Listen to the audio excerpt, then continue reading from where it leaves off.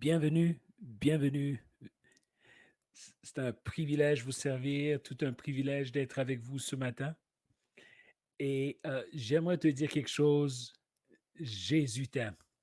Jésus t'aime. Nous sommes dans un temps où est-ce que bientôt nous allons aller vers un retour vers l'Église et nous allons déconfiner. Et peu à peu, certaines églises ont déjà déconfiné, en Ontario surtout. Et gloire à Dieu, gloire à Dieu. On remercie le Seigneur pour eux. Nous sommes dans une étape dans laquelle nous allons nous équiper et pour mieux vous recevoir, avoir travaillé sur des protocoles. Euh, Attendez-vous à des nouvelles régulations et nous allons vraiment ensemble gesticuler, grandir ensemble. Et vraiment, nous allons avoir des merveilleux temps. C'est un temps merveilleux, un temps de percée, un temps où est-ce que vraiment nous allons vivre de grandes choses ensemble. Attendez-vous vraiment à de grandes choses ensemble. Nous allons avoir une compagnie qui va s'occuper du nettoyage dans le bâtiment, une compagnie professionnelle qui va s'occuper de tout le nettoyage dans le bâtiment pour être certain que vraiment chacun des détails est fait méticuleusement. Vous voyez même ce mot, il faut prendre le temps pour le prononcer méticuleusement. Nous voulons y aller méticuleusement et nous allons prendre le temps pour chacun des protocoles qui a été donné ou chacun des protocoles qui a été donné par notre consultant Omar Khan, policier dans la ville d'Ottawa et aussi les médecins que nous avons, nos consultants médecins, tout comme infirmiers, que ces protocoles soient suivis à la lettre afin que nous voulons bien vous recevoir. Nous voulons que vous soyez dans un lieu sécur et nous allons aussi communiquer comment nous allons nous arranger pour les familles, pour les enfants et tout cela parce que on est réduit, c'est 30% de l'effectif qui peut venir à l'Église et nous sommes une Église non rebelle, nous sommes une Église soumise à l'autorité du Saint-Esprit, soumis à l'autorité de Jésus. Et Jésus veut que nous restions un témoignage dans cette ville et nous allons le faire. Alors merci, merci pour chacun de vous. Merci pour ceux d'entre vous qui vous faites des dons. Vous faites des dons encore. Je vous remercie. Il y a des gens, vous ne vous arrêtez pas.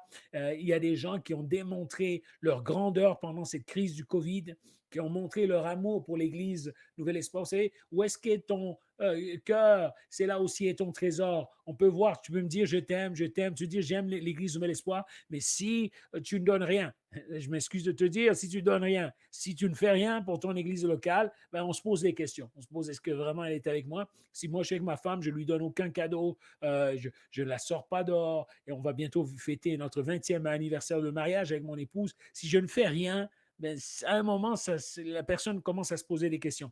Alors, merci pour ceux qui font des dons à info@église-nouvel-espoir.com et qui mettent la question Nouvel Espoir et qui donnent comme réponse Église et qui, quel que soit le don, merci, merci. Il y a certains d'entre vous, vous avez fait une discipline, c'est tel montant chaque semaine et c'est toujours le même montant. Certains d'entre vous, vous avez été avec des plus gros montants, quelles que soient les personnes, quel que soit où vous êtes, je vous remercie parce que Dieu passe au travers de personnes comme vous pour faire la différence. Et ensemble, nous allons faire la différence. Aujourd'hui, nous parlons de foi.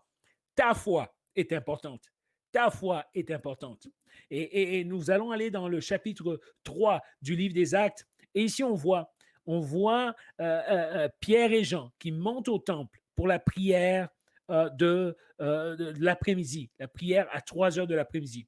Et dans ce texte, on voit quelque chose, premièrement, parce qu'on retourne à l'église et il y a des gens qui se disent, mais on était à la maison, l'église, on est dans l'église du livre des Actes, on n'a pas besoin d'aller dans un bâtiment. Et l'église, c'est pas un bâtiment. C'est vrai que l'église, c'est pas un bâtiment, comme la famille, c'est pas une maison. Mais c'est plus facile d'élever une famille dans une maison. Hein, on est tous en accord avec ça. Et j'aimerais te dire que l'église n'est pas un bâtiment, mais le bâtiment est essentiel. Sinon, ils n'iraient pas au temple. Ils ont été au temple parce que c'est là où nous pouvions voir cette image que Jésus est glorifié, que Dieu le Père agit, qui se manifeste. Et c'est ça l'église. L'église, comme le temple, l'église est le symbole, l'étendard de Dieu sur terre. L'église est la lumière du monde. Oui, l'église n'est pas un bâtiment, mais l'église est une ambassade où est-ce que la vraie église se réunit. Alors, ils allaient dans cette église, ils allaient vers cette église. Et quand ils allaient à l'église à 3 heures, une église organisée, pas désorganisée, 3 heures de l'après-midi. On n'arrive pas n'importe quand. Il arrive à 3 heures de l'après-midi. On était juste en train d'y apporter un infirme, un paralysé. Et la Bible nous dit que cet homme paralysé était paralysé depuis la naissance. Il n'avait pas de foi depuis la naissance. Maintenant, je veux dire pourquoi ici je fais un parallèle avec le paralysie et le manque de foi. Non pas pour le condamner, parce qu'il y en a qui condamnent les gens, mais moi je ne suis pas ici pour condamner. Cette personne avait un problème depuis sa naissance. Tu peux crier comme tu veux, il était paralysé. Que tu montes, que tu descendes, il était paralysé. Et il y a des gens, présentement, tu es à la maison, ta paralysie, ce n'est pas de ta faute. Tu as perdu ton emploi, non pas par ta faute. Tu n'as pas d'argent, non pas par ta faute. Tu ne peux pas marcher, non pas par ta faute. Tu as peut-être une maladie intellectuelle, tu as peut-être un défi, un déficit, tu es peut-être autiste ou quel que soit le défi que tu peux avoir. Ce n'est pas ta faute, ce n'est pas la faute de tes parents. Pas de ta faute. Et ce n'était pas par sa faute. Mais regardez la beauté de la chose.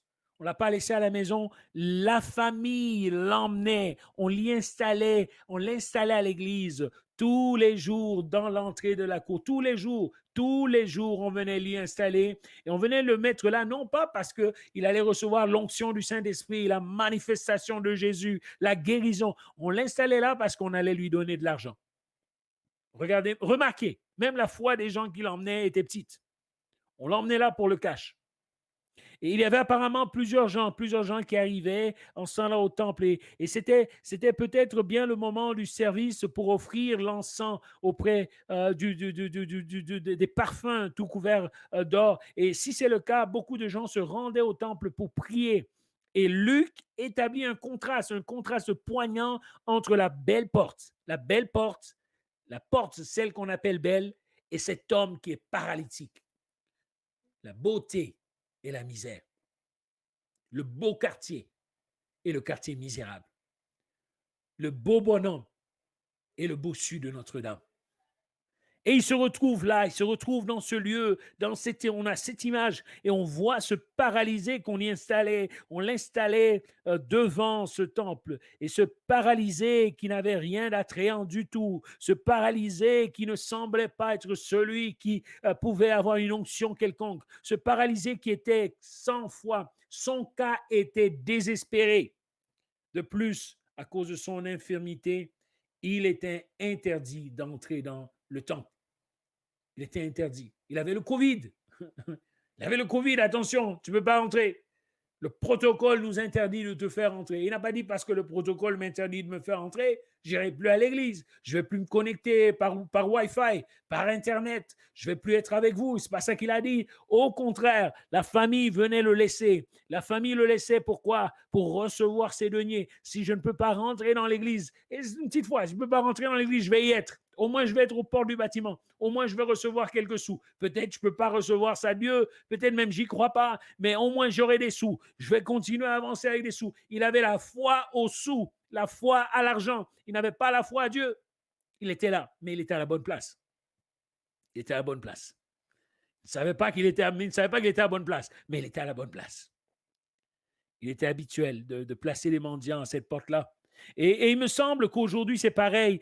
Ceux qui font la marche ou la manche, ceux qui demandent, ceux qui sont paralytiques, ceux qui ont des défis, aiment beaucoup s'installer à l'entrée des églises encore aujourd'hui. Pour certains, les affaires marchent plutôt bien. Et à cette époque, l'aide publique n'existait pas. Il n'y avait pas de social, il n'y avait pas de chèque du Revenu Canada, il n'y avait pas un appui du Premier ministre en ce temps-là pour ceux qui vivaient des problèmes. Il n'y avait pas ça. Alors, ils venaient à la porte, les indigents venaient, ils étaient réduits à mendier et ils mendiaient à cette belle porte, à cette porte qui était jolie, cette porte qui était beaucoup plus que leur douleur, cette porte qui leur apportait un réconfort, cette porte qui était là et cette porte à laquelle, qui était la connexion la plus proche qu'ils avaient avec le Dieu de l'univers.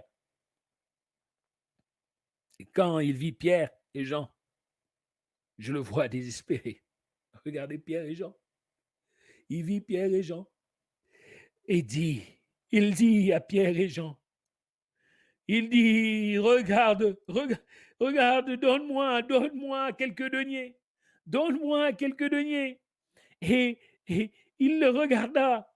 Il lui dit, oh, donne-moi quelque chose, donne-moi quelque chose.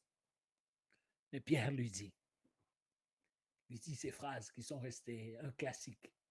Cette phrase qui a transcendé les temps, cette phrase qui me touche, cette phrase qui, pendant que je prenais mon café ce matin, cette phrase m'a donné de la caféine, m'a réveillé. Si aujourd'hui je suis en train de partager ce matin avec vous cette phrase, j'aimerais te dire que cette phrase est encore puissante ce matin. Il le regarde, il lui dit, je n'ai pas de cash, je n'ai pas de chèque, je n'ai pas, je ne peux pas, je ne peux pas passer mon transfert aujourd'hui. Je ne peux rien faire pour toi au niveau monétaire aujourd'hui. Je n'ai ni or ni argent. Je n'ai ni or ni argent. Je n'ai ni or ni argent devant ta situation. Je n'ai rien. Devant ta circonstance, je n'ai rien. Mais au nom de Jésus, au nom de Jésus, au nom de Jésus, Christ de Nazareth, lève-toi et marche. L'invocation du nom de Jésus correspond à un appel à son autorité, à sa puissance. Je n'ai ni or ni argent dans ce temps de Covid. Je n'ai ni or ni argent. Quelles que soient nos stratégies, quel que soit ce que nous faisons, j'aimerais te dire, Église Nouvel Espoir, ce n'est pas nos stratégies qui vont faire grandir l'Église, c'est Jésus-Christ. C'est Jésus et Jésus seul. C'est Jésus qui va changer les vies. C'est Jésus qui va passionner. C'est Jésus qui va donner de la force. Je n'ai ni or ni argent, moi, pasteur Emmanuel Diafouila. L'Église Nouvel Espoir n'a ni or ni argent. Nous sommes ouverts, nous sommes encore en train d'impacter le monde, non pas par l'or et l'argent, mais grâce à Jésus-Christ. C'est Jésus qui vous touche. C'est Jésus qui vous demande de donner des pains et des poissons. Et nous allons avoir davantage. Pourquoi? Parce que nous n'avons ni or ni argent, mais au nom de Jésus, Jésus nous dit, dans son nom tout-puissant, lève-toi et marche, Emmanuel. Lève-toi et marche, Marie. Lève-toi et marche, Françoise. Lève-toi et marche, Carole. Lève-toi et marche, Rita. Lève-toi et marche, Daniel. Lève-toi et marche, Nicole. Lève-toi et marche, François. Lève-toi et marche, Jennifer. Lève-toi et marche, Eric. Lève-toi et marche, Jean. Lève-toi et marche. Lève-toi et marche, Eddie. Lève-toi et marche. Lève-toi et marche au nom de Jésus. Lève-toi et marche. Lève-toi et marche. Oh, alléluia. Pierre n'en avait nullement tiré profit. Il était resté pauvre. Il y a là une certaine discordance entre l'Église qui est devenue l'Église qui a entré, emmagasiné, quand même, tout le monde avait tout en commun, et Pierre qui lui dit, je n'ai ni or ni argent, je n'ai rien dans mon porte-monnaie aujourd'hui. Au nom de Jésus, lève-toi et marche. Et quand on regarde les successeurs de l'Église, des fois, il y a une discordance aussi. On raconte que Thomas d'Aquin, Thomas, pour nos amis, nos frères catholiques, Saint Thomas, pour nous les protestants, Thomas d'Aquin, parce que Thomas d'Aquin arrivait, il est arrivé, lui, un des pères de l'Église, il arrive au Vatican et il voit la richesse, il voit la splendeur du Vatican, il voit l'opulence de ce monde et il regarde le pape Innocent devant lui, Innocent IV, qui était devant lui, et stupéfait par l'amoncellement des trésors qu'il avait devant lui. Le pape, devant son étonnement, le pape Innocent lui dit, vous voyez Thomas, je ne peux pas dire comme Saint Pierre que je n'ai ni or ni argent. Thomas le regarde et pris un peu surpris par sa déclaration, mais en même temps, il fait face à un fait, car cette réalité autour de lui est tellement riche et tellement avancée, et il rétorque, il répond de cette manière en disant, oui, mon pape Innocent, tu ne peux pas dire comme Pierre, tu n'as ni or ni argent, mais tu ne peux non plus dire comme lui, à un boiteux, lève-toi et marche. Et j'aimerais te dire qu'aujourd'hui, si tu veux dire je n'ai ni or ni argent, non pas par pauvreté. Ici, je ne peux pas. Il y a des gens qui vont dire non, c'est parce qu'il était pauvre. J'aimerais te dire Pierre n'était pas pauvre. Non, c'est pas ça. Mais sa foi n'était pas dans l'argent. Sa joie n'était pas dans l'argent. Il n'était pas limité par manque de billets. Il y a des gens là, j'ai pas de billets. Là, ils commencent à stresser. Qu'est-ce que je vais faire? Non, je ne suis pas limité par le manque de billets.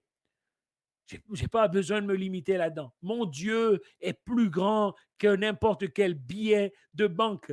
Sur ma foi, il n'y a pas le visage de Franklin, il n'y a pas le visage de la reine d'Angleterre, il n'y a pas le visage d'un roi de ce monde. Sur ma foi, il y a le nom de Jésus, ce nom qui est au-dessus de tout nom, ce nom qui est le nom du roi des rois, du Seigneur des seigneurs qui est mort pour moi. Et ce matin, je vais m'arrêter ici, sinon je vais exploser de foi devant toi ce matin. Ce matin, j'aimerais te dire quelque chose. Jésus est là, Jésus t'aime. Et engage-toi dans cette foi. Je vais prier pour ta foi. Si tu n'as pas de foi ce matin, c'est pas grave.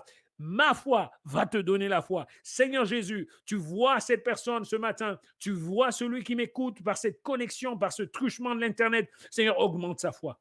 Augmente sa foi. Donne-lui de recevoir ce que Pierre a donné à ce paralytique. Au nom de Jésus-Christ, lève-toi et marche. Au nom de Jésus-Christ, dans ta circonstance, dans ta mauvaise humeur, dans tes mauvaises pensées, dans ton manque d'argent, dans ta déprime matinale, au nom de Jésus, lève-toi et marche. Dans tes disputes, au nom de Jésus, lève-toi et marche. Dans ta critique, au nom de Jésus, lève-toi et marche. Pour celui qui voulait abandonner, au nom de Jésus, lève-toi et marche. Dans celui qui pense que c'est la fin des temps, c'est fini pour lui, au nom de Jésus-Christ, lève-toi et marche. Lève-toi et marche. Lève-toi et marche. Lève-toi et marche. Lève-toi et marche.